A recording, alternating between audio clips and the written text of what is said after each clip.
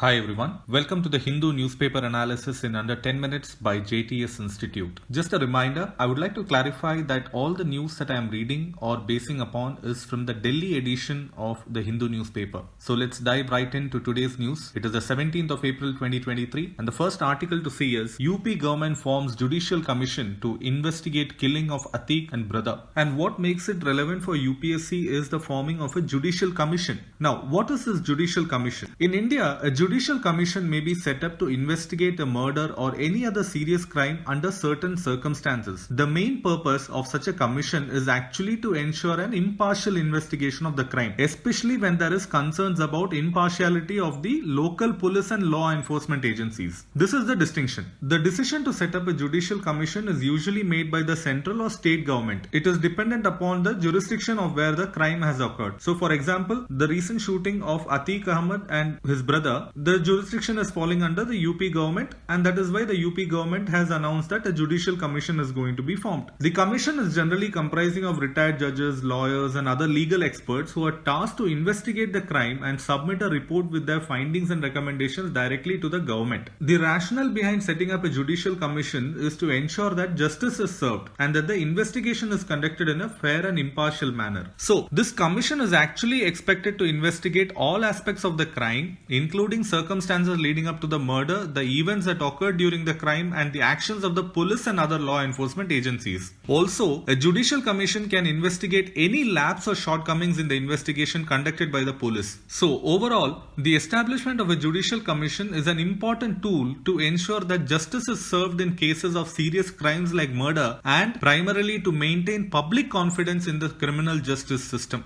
Another article that needs to be kept in mind and is associated out of this is the article that Center to draft SOP, that is Standard Operating Procedure for Safety of Journalists. So, the Union Home Ministry will be drafting a Standard Operating Procedure SOP for the safety and security of journalists. This is following the April 15th incident in Uttar Pradesh Prayagraj when Don-turned-politician Atiq Ahmed and his brother were shot dead by 3 persons posing as TV news reporters. The next article is on democratizing tiger conservation. I chose this article as a must read because it is highly important for a UPSC aspirant to know all sides of a matter. This year, being the 50th year of the Project Tiger, is going to be an important topic for both prelims and mains. And especially in mains, there is a high possibility that we are going to be asked about what are the shortcomings of the project. So this article is not something that must just be must read. Instead, it is also something that you should take a proper note of what are the points mentioned in this article. The next article to notice, G7 ministers commit to work for carbon-free electricity by 2035.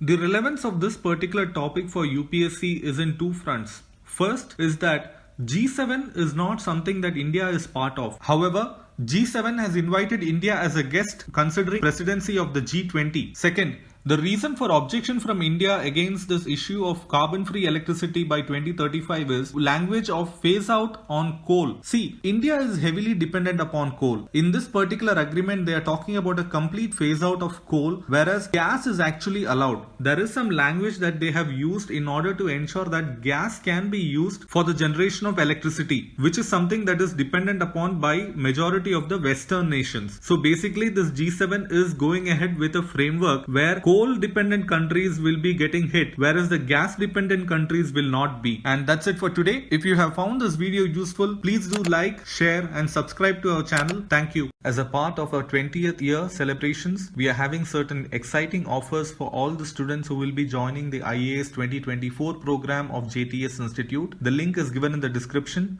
Do visit our website. Thank you.